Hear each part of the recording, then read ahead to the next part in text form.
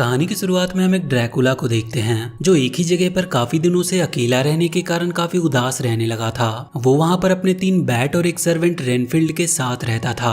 वो ड्रैकुला लोगों से बात करना चाहता था, बाहर घूमना चाहता था, लेकिन कोई भी उससे कांटेक्ट करना नहीं चाहता। लेकिन थोड़ी ही देर में उसे एक एमा नाम की लड़की का कॉल आता है। दरअसल एमा उस जगह को कॉस्ट्यूम स्टोर समझकर वैम्पायर ड्रेस ऑर्डर करने के लिए उसे कॉल की होती है। वो ड्रैकुला जब एमा को अपनी असलियत के बारे में बताता है तो एमा उसे मजाक में लेती है क्योंकि उसे लगता है कि कोई उसके साथ प्रैंक कर रहा है। और ये सोचकर एमा जैसे ही कॉल डिस्कनेक्ट करने के लिए जाती है वो ड्रैकुला उससे रिक्वेस्ट करता है कि वो कॉल को ना काटे। और इसके बाद वो एमा को बताता है कि वो काफी समय बाद किसी से बात कर रहा है। और ये कहते हुए वो ड्रैकुला एमा से उसका नाम पूछता है और उसे अपना दोस्त बनने के लिए कहता है। एमा उससे बात करते हुए सड़क पर जा रही थी कि तभी उसका पैर फिसलता और उसके हाथ से मोबाइल छूटकर वहाँ के गटर में चला जाता है, जिसकी वजह से उनकी कॉल डिस्कनेक्ट हो जाती है। कॉल डिस्कनेक्ट होते ही वो ड्रैकुला अपने सर्वेंट रेनफील्ड को बुलाता है और एमा को ढूंढने को कहता है क्योंकि अब उसे एमा से प्यार हो गया था और वो एमा को अपनी वाइफ बनाना चाहता था। वहीं हम एमा को देखते हैं जिसे देखकर ये लगता है कि वो अभी अपनी लाइफ से काफी ज्यादा परेशान है। वो अपनी सारी परेशानियों को अपनी बचपन की दोस्त साइन के साथ शेयर करती है। एमा एक शादीशुदा लेडी होती है जिसका एक 8 साल का बेटा भी था और उसका नाम मैक्स होता है। मैक्स अपने क्लास का सबसे इंटेलिजेंट स्टूडेंट था, लेकिन बड़े बच्चे उसे हमेशा बुली करते रहते थे। एमा की एक 16 साल की बेटी भी है जिसका नाम फे है और उसकी बेटी को अपनी फैमिली में कोई इंटरेस्ट नहीं होता है और इसीलिए वो अपने लिए एक बॉयफ्रेंड ढूंढने की कोशिश कर रही थी। वहीं उसका हस्बैंड फ्रैंक सारा दिन अपने काम में ही बिजी रहता था, जिसकी वजह से वो कभी भी अपनी फैमिली को टाइम नहीं दे पाता था। इसके बाद एमा साइन को बताती है कि उसका बुक स्टोर भी कुछ खास चल नहीं रहा, इसीलिए वो अपनी फैमिली के लिए कुछ कर नहीं पा रही। साइन जब एमा के प्रॉब्लम के बारे में सुनती है तो उसे एक कॉस्ट्यूम पार्टी के बारे में बताती है और कहती है कि तुम अपने फैमिली के साथ इसमें जाकर टाइम स्पेंड कर सकती हो। एमा को साइन का ये आइडिया काफी पसंद आता है और वो घर जाकर सभी को इस पार्टी के बारे में बताती है। वो उस पार्टी की बात बताते हुए काफी एक्साइटेड थी, लेकिन उसके अलावा और कोई भी उसकी बातों से खुश नहीं था और सभी लोग एमा की बात को इग्नोर करते हुए वहाँ से जाने लगते हैं। तो वो सभी को उनका ड्रेस दिखाते हुए कहती है कि मैंने सबका ड्रेस तैयार कर लिया है और उन सभी को उसके साथ चलना ही होगा। इधर हम ड्रैकुला को देखते हैं जो काफी समय से एक बाबा यागा नाम के विच को कैद किया था, लेकिन अब वो उसे उसका एमुलेट देकर उसे आजाद कर देता है और उस आजादी के बदले में ड्रैकुला उससे एक काम करने को कहता है। दरअसल वो चाहता था कि यागा अपने स्पेल से एमा को एक वैम्पायर में बदल दे ताकि वो एमा के साथ शादी कर सके। ये बात सुनकर यागा उससे कहती है कि ये काम तो तुम भी कर सकते हो। तो ड्रैकुला उससे कहता है कि ये काम मैं कर सकता हूँ, लेकिन मेरे काटने से एमा की आत्मा मर सकती है, इसीलिए मैं चाहता हूँ कि तुम उसे अपने स्पेल से वैम्पायर बनाओ। वहीं हम एमा और उसकी फैमिली को देखते हैं जो अपना अपना ड्रेस पहनकर पार्टी में जाने के लिए तैयार हो जाते हैं, लेकिन उनमें से कोई भी खुश नहीं होता। वहाँ पार्टी में जाने के लिए एमा एक वैम्पायर बनी होती है और उसका husband Frank green monster, max एक बेयर वुल्फ और उसकी बेटी फे एक मम्मी का कॉस्ट्यूम पहनी होती है। सभी लोग तैयार होकर जब पार्टी हॉल में पहुंचते हैं तो वहां पहुंचते ही होटल वाले उन्हें स्टेज पर ले आते हैं क्योंकि वो लोग उन्हें बैंड पार्टी के लोग समझ रहे थे और वो सभी भी उनसे डरकर वहां पर परफॉर्म करने लगते हैं। लेकिन थोड़ी ही देर में उनकी असलियत सबके सामने आ जाती है, जिसकी वजह से वो होटल वाले उन्हें वहां से बाहर निकाल देते हैं। उसकी बेटी फे को इस बेइज्जती पर काफी गुस्सा आता है और इन सब का जिम्मेदार वो अपनी मॉम को बताती है। उसकी बातें एमा को बहुत हर्ट करती है जिससे वो रोने लगती है और तभी वहाँ पर वो यागा विच आ जाती है जो उसे रोता देखकर उससे कहती है कि मैं तुम्हारी सारी प्रॉब्लम दूर कर दूंगी जिससे तुम्हारी जिंदगी एक बार फिर से दोबारा से अच्छी हो जाएगी। वो सभी उस विच को पहचान नहीं पाते और वो विच अपना स्पेल शुरू करती है जिससे एक चमकदार लाइट आसमान से आकर एमा के साथ उसकी फैमिली के ऊपर गिरती है और उसकी पूरी फैमिली उसी मॉन्स्टर में बदल जाते हैं जिसका वो लोग कॉस्ट्यूम पहने थे। ये सब देखकर एमा उस यागा से सब कुछ नॉर्मल करने को कहती है तो यागा उससे कहती है कि मैं तो बस तुम्हें बदलने आई थी, लेकिन लगता है कि तुम्हारी फैमिली भी अंदर से काफी दुखी थे, इसीलिए वो सभी लोग भी चेंज हो गए। और ये कहते हुए वो वहाँ से जाने लगती है, लेकिन उसके एमुलेट का पावर कम होने की वजह से यागा वहाँ से ज्यादा दूर जा नहीं पाती। एमा उसका पीछा करने लगती है और एक बिल्डिंग के ऊपर उसे पकड़ लेती है। तो यागा उसे बताती है कि वो अपने एमुलेट को चार्ज करने के लिए ऑक्यूलस नाम की एक जगह पर जा रही है और इससे पहले कि एमा उससे कुछ और पूछती वो अपने पावर की मदद से वहाँ से गायब हो जाती है। इधर मैक्स अपने स्कूल के उस बुली बॉय के पास जाता और उसे डराकर वहाँ से भगा देता है। वहीं फे जब अपने बॉयफ्रेंड के घर जाती है तो उसका बॉयफ्रेंड उसे इस गंदे हालत में देखकर वहां से भगा देता है। इसके बाद वो सभी लोग अपने घर आते हैं, जहां पर फे एक बार फिर से इन सब का जिम्मेदार अपनी मॉम एमा को ही मान रही थी। एमा उन सभी को यकीन दिलाती है कि वो बहुत जल्दी उस विच को ढूंढकर अपना इंसानी रूप वापस ले लेगी और सब कुछ ठीक कर देगी, और इन सब के लिए उन्हें बस ऑक्यूलस नाम की जगह पर जाना होगा। तो मैक्स एमा की ये बात सुनकर कहता है कि इसका मतलब हमें लंदन जाना होगा, जो एक टूरिस्ट प्लेस है और वो जगह एक मैजिकल प्लेस पर बना है। मैक्स की बात सुनकर सभी लोग लंदन जाने की तैयारी करने लगते हैं। उधर वो विच यागा एमुलेट की पावर कम होने की वजह से लंदन की बजाय अलग अलग जगहों पर जाने लगती है। वहीं एमा अपनी फ्रेंड साइन को बुलाती है और उसकी गाड़ी में बैठकर एयरपोर्ट पर पहुंचती है। एमा जब सभी लोगों का पासपोर्ट वहां के काउंटर पर चेक कराती है तो काउंटर ऑफिसर उनकी रियल फोटो देखकर चौंक जाती है और सिक्योरिटी को बुलाने के लिए कॉल करने लगती है। ये देखकर फे अपने हिप्नोटाइज की पावर की मदद से उसे हिप्नोटाइज कर लेती है, जिसकी वजह से वो ऑफिसर उन्हें अंदर जाने की परमिशन दे देती है। अंदर जाने के बाद फे वहाँ के सभी लोगों को भी हिप्नोटाइज कर लेती है और सभी को खाने के लिए एक चॉकलेट देती है। लेकिन तभी प्लेन में ही एमा की तबीयत खराब होने लगती है। दरअसल एमा एक वैम्पायर बन गई थी और इसीलिए उसे अब खून पीने की क्रेविंग होने लगी थी। तो वो एक आदमी को वहाँ पर पकड़कर उसका खून पीने की कोशिश करती है। तो उसे रोकने के लिए सभी लोग भागते हुए आते हैं, लेकिन तभी वहाँ पर अचानक से सब कुछ फ्रीज हो जाता है।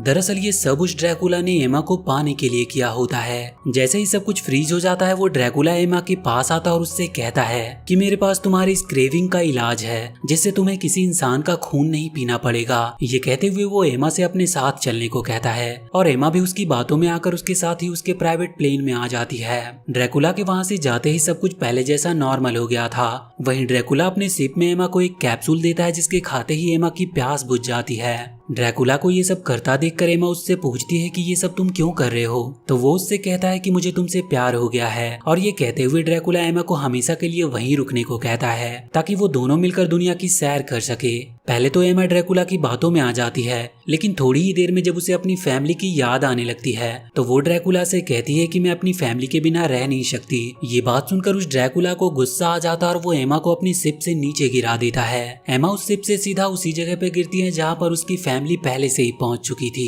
वो सभी एक बार फिर से एमा से मिलकर काफी खुश होते हैं। वहीं ड्रैकुला गुस्से में रेनफील्ड के साथ एक प्लान बनाता है और कहता है कि एमा अगर उसकी नहीं हो सकती तो वो किसी की भी नहीं होगी। इधर एमा की फैमिली लंदन आई में एक शिप पर ड्राइव कर रहे होते हैं, तभी उस शिप पर यागा आकर गिरती है। सभी लोग देखते हैं कि यागा अपने एमुलेट का पावर बढ़ाने के लिए किस प्रकार उसे चार्ज कर रही है। ये देखते ही सभी लोग यागा के पास जाने लगते हैं। येमा उसके पास पहुंचते ही उस पर टूट पड़ती है और उसे तुरंत ही सब कुछ ठीक करने को कहती है। लेकिन यागा अब पहले से काफी ज्यादा पावरफुल हो चुकी थी, जिसके कारण वो उन लोगों को वहां से गायब कर देती है। इसके बाद यागा देखती है कि येमा की फ्रेंड साइन उसे पकड़ने के लिए उसके पीछे खड़ी है, तो वो भी वहां से गायब होकर भागने की कोशिश करती है। लेकिन वो टेलीपोर्ट होकर एक फ्लैग पर जा गिरती है और उसका एमुलेट उसके हाथ से छूटकर नीचे गिर जाता है, जिसे साइन पकड़ लेती है और बड़ी ही बहादुरी से वो यागा को भी बचा लेती है। उधर एमा अपनी फैमिली के साथ इजिप्ट के रेगिस्तान में पहुंच चुकी थी, जहां उनकी मदद करने के लिए कोई भी नहीं था। ये देखकर सभी लोग काफी निराश मन से आगे बढ़ने लगते हैं और काफी दूरी तय करने के बाद उन्हें एक पार्क दिखाई देता है, जिसमें वो लोग खूब मस्ती करते हैं। लेकिन अंत में उन्हें पता चलता है कि ये सब उनका वहम था, तो एक बार फिर से वो लोग दुखी मन से आगे बढ़ने लगते हैं। इधर लंदन में यागा और साइन के बीच एक अच्छी दोस्ती हो गई थी। यागा साइन को बताती है कि उसने ये सब ड्रैकुला के चंगुल से आजाद करने के लिए किया था। तो साइन उससे पूछती है कि अब एमा की फैमिली नॉर्मल कैसे होगी।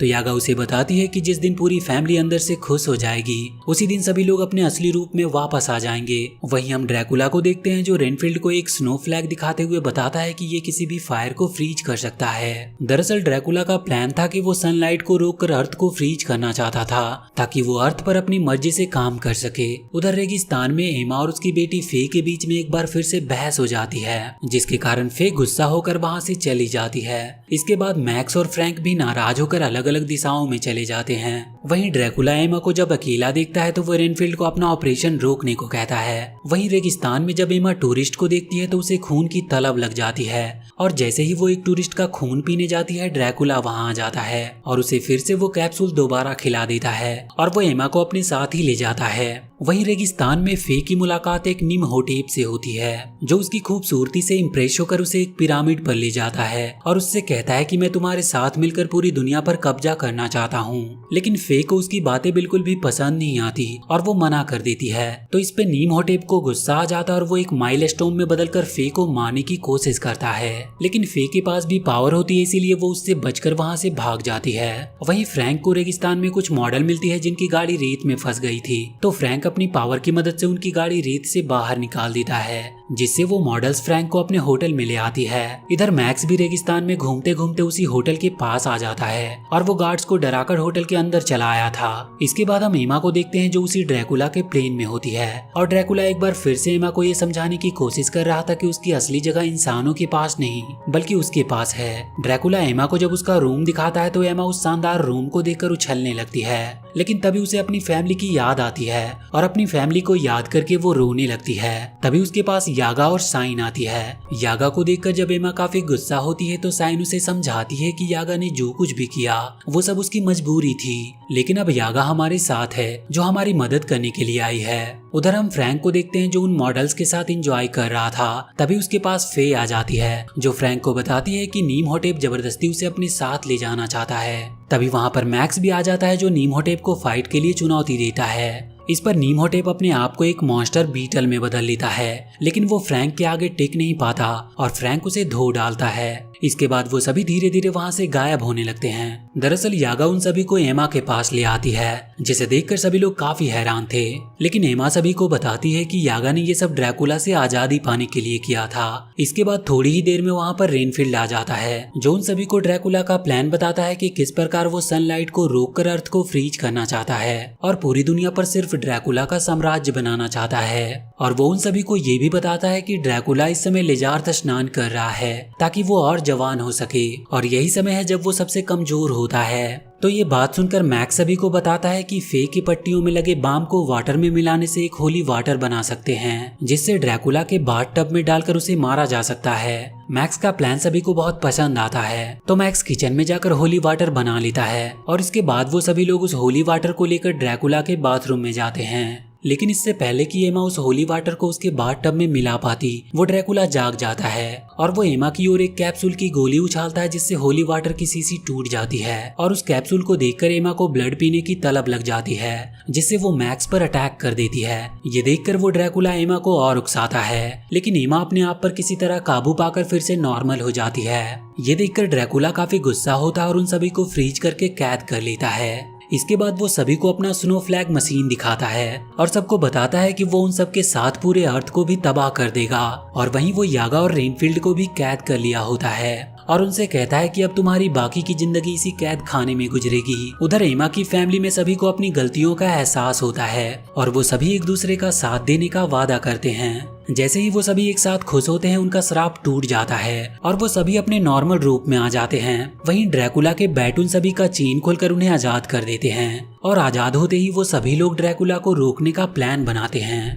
सभी लोग चुपके से ड्रैकुला के रूम में जाते हैं जहां वो सूरज उगने का इंतजार कर रहा था और जैसे ही ड्रैकुला को यह एहसास होता है कि वो सभी उसके पास हैं, तो वो उन्हें फ्रीज करने की कोशिश करता है। लेकिन वो लोग ड्रैकुला के बैट की मदद से ही उसे रोकने की कोशिश करते हैं। ड्रैकुला के बैट उसे काटकर उसकी उंगलियों को सुझा देते हैं, जिसके कारण वो चाहकर भी उन लोगों को फ्रीज नहीं कर पाता। इस बात से वो काफी गुस्सा होता है और अपने रियल फॉर्म में आकर उन सभी पर हमला करने लगता है। इसी बीच एमा देखती है कि सूरज निकल आया है और वो ड्रैकुला अपने स्नो फ्लैग मशीन को ऑन करने के लिए आगे बढ़ रहा होता है। तो एमा को एक आइडिया आता है और वो सभी मिलकर वहाँ के पर्दे हटाने लगते हैं, जिससे ड्रैकुला सूरज की किरणों के बीच फंस जाता है और इसके तुरंत बाद एमा स्नो फ्लैग मशीन से ड्रैकुला को फ्रीज करके उसे मार देती है। इसके बाद हम फ्रैंक को देखते हैं जो अब अपने बॉस से डरता नहीं और अपना काम खत्म करके टाइम से घर आता है। वहीं एमा अपने घर पर एक पार्टी रखती है जिसमें मैक्स को बुली करने वाला लड़का भी आया होता है, जो अब मैक्स का फ्रेंड बन गया था। उसी पार्टी में फे को एक लड़का पसंद आ जाता है जो उसे भी काफी पसंद करता था। तभी उन सभी लोगों की नजर दरवाजे पर जाती है जहां उन्हें ड्रैकुला का साया नजर आता है। सभी लोग उस साया को देखकर काफी डर जाते हैं, लेकिन तभी उन्हें पता चलता है कि ये तो रेनफील्ड और यागा है जो बैट के साथ उस पार्टी में आए थे। और इसी के साथ ये मूवी यहीं पर खत्म हो जाती है। तो वीडियो अगर अच्छी लगी हो तो प्लीज चैनल को सब्सक्राइब करके बेल आइकन जरूर दबा लें।